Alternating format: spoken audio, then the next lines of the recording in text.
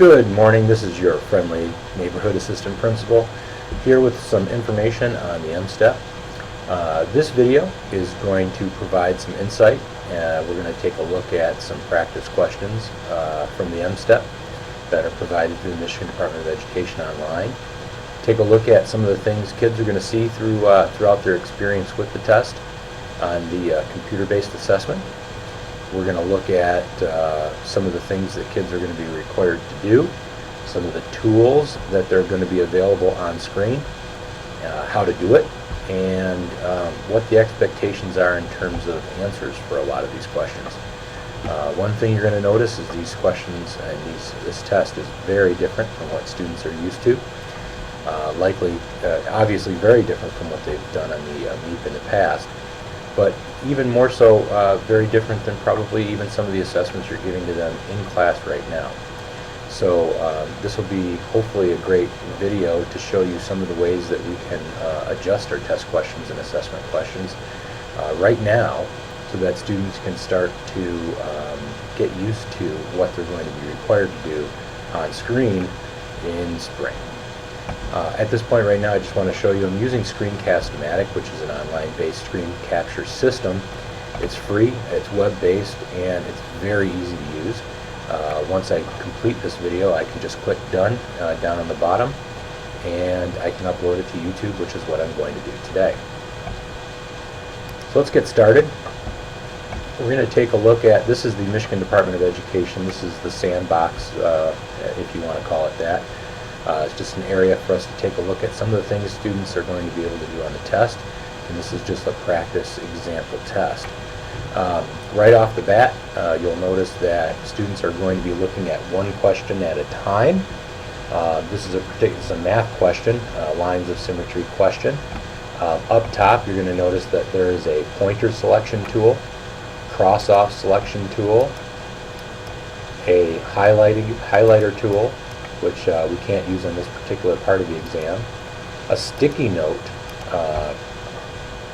sort of a second window that opens up so you can take a sticky note, much like you might do on your Android or iPhone device, a magnifier that will blow the screen up so that students can take a look at things a little bit more closely, and a line guide which will help students to read one line at a time, especially because once we get to the ELA test, you're going to notice that students are going to be required to read sometimes 2 to 3 different passages for each question. And this line tool can become helpful, especially for students that have difficulty zeroing in on one line at a time of text. They can use this to scroll down and underline one portion of the text at a time, which may be obviously a good tool for students.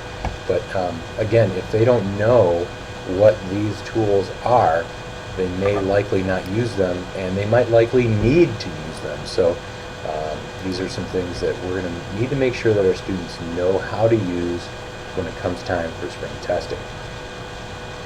This particular question is lines of symmetry question, so I'm not going to go over this one. There's nothing really that different. There's just one answer to this particular question. So in terms of stylistically, this question is very similar to questions that students may have been exposed to in the past. Here's another example of a question students may have been exposed to in the past, but you'll notice one big difference here. It is not multiple choice. Students do have to read through this explanation. They have to find some information from the graph, and they need to numerically put in the answer down at the bottom. There are no answer choices, so students do have to understand exactly what the question is asking and how to find that information through the table or the graph. Another question here requires students to click to make a bar graph showing the number of each kinds of minerals Lars finds. On the right hand side here, students need to click, for example, case bar, we found 4. So we have to actually click at the 4. Now, from mica is 2, we have to click at the 2. Quartz is 8, we have to find the 8. You'll notice that when I click over a particular area, a line does appear, so that way students know that they're at the right spot. And zinc, 6, so we have to go up to 6. big difference here is that instead of interpreting a graph, students need to actually create a graph. And there are 4 answers that must be right to get the question right. So now instead of 1 answer out of 4 choices, they have to get 4 complete parts of the answer correct to get that particular question correct. Now we see we have a matching problem. So for this particular problem, we have to, we may have to do some simplifying of the fractions. But we take a look here, we have 2/8. When we take a look, this isn't simplifying, but when we look at 2/8, we have to see how many shaded areas are shaded out of the 8 squares. So here we see 2 out of 8. So what we actually have to do is click on the 2/8 and click on the correct 2/8 corresponding squares over here and actually connect. Same thing for 2/6, which 2/6 would be 1/3. So we're going to click here and click 1/3. 1/4.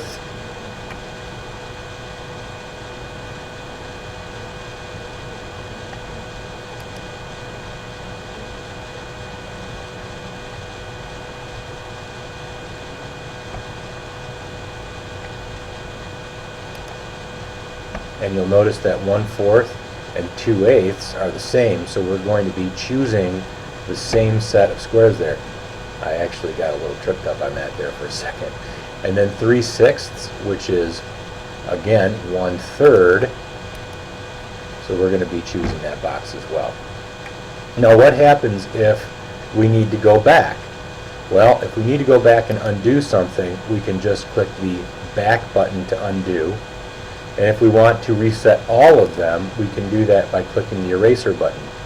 But again, students need to know how to do this, because if they realize they made a mistake, but they can't figure out how to go back and fix their mistake, they may end up clicking next and moving on because they've reached a level of frustration.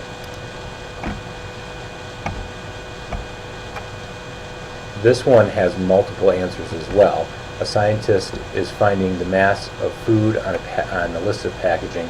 Students are going to have to decide which of these could round to 400 grams. And there could be multiple answers here, but when they click the answer, it will highlight the answer for them. And then if they need to go back and they make a mistake, they just simply have to reset all of them and choose which ones of these would be the best answers. This particular question has multiple answers as well.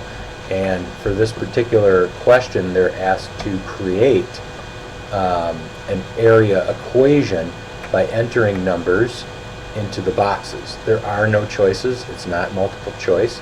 Students have to take a look at this particular set of numbers up here.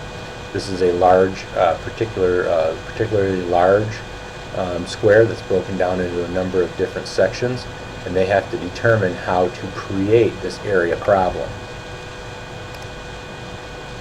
This particular question is a drag and drop. So for this one, Clayton puts 18 books in a bookcase. He needs to put the same number of books on each shelves. Students are going to have to take a look at this bookshelf, determine how many shelves there are, and then place the same number of books on each shelf to create 18.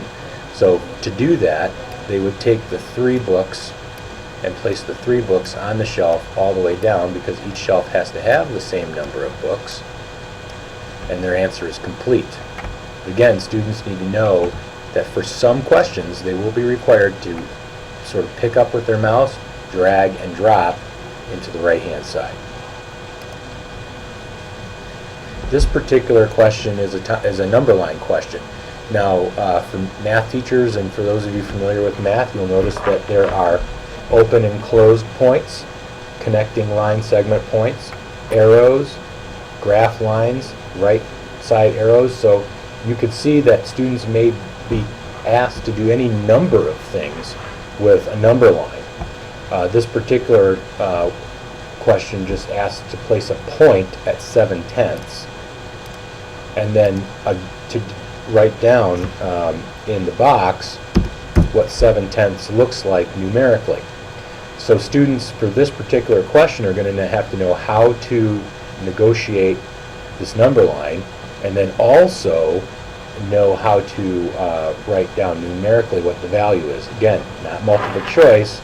This is a problem that students are going to need to know how to answer without answered choices.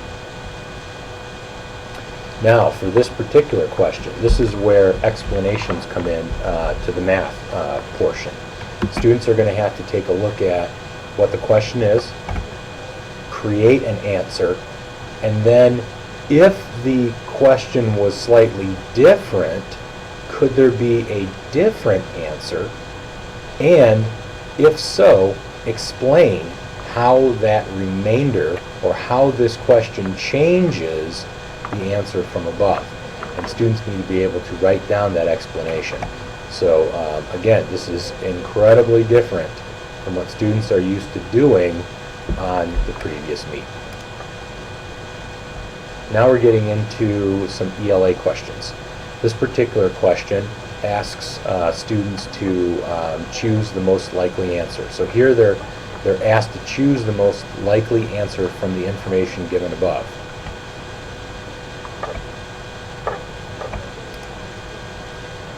For the next question, students have to read this little passage, these few paragraphs, but this is where things start to become much more different for the ELA portion of the exam. Students have to choose 2 notes that they would take that would support this particular reading that they had to do. So they're making 2 choices of what they would take notes on for that particular reading.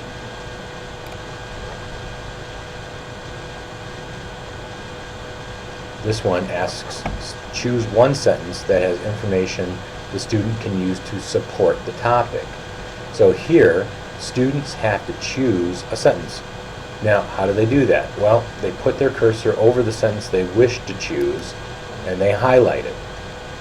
So this is an example where students are going to have to highlight particular points of text that is their answer, essentially, for the question.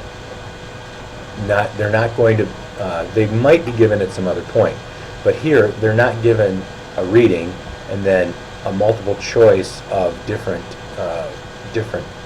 sentences that they want you to choose. Here they actually have to go in and highlight the text. For this question, they're asked to choose 2 book titles that have errors in capitalization. So they have to go through these series of book titles and pick 2 of them. Again, not just one answer. They have to choose 2, and both of them have to be correct.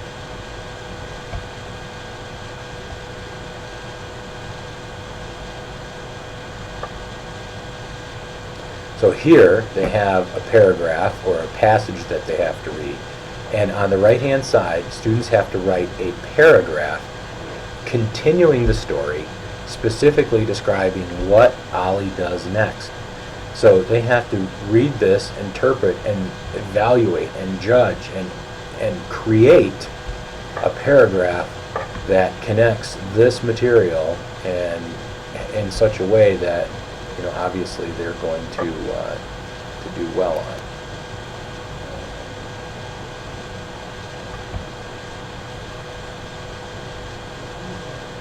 Here students are going to be asked to choose 2 answers again. But notice, this is interesting and something that you should notice.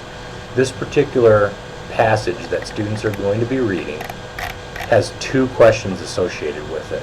This is the first question. This is the second question. Both questions relate to the same text, and whereas we're used to on the meet seeing the passage on the left, the questions on the right, this is slightly similar, but the types of questions that they're asked are very different. Here, let me give you an example. Up here is the highlighter. We can highlight text in the passage. If students are used to highlighting or T4ing text, you can use your sticky notes. But here is where the line guide can become very helpful for some students. As they're reading along, they can underline the text and just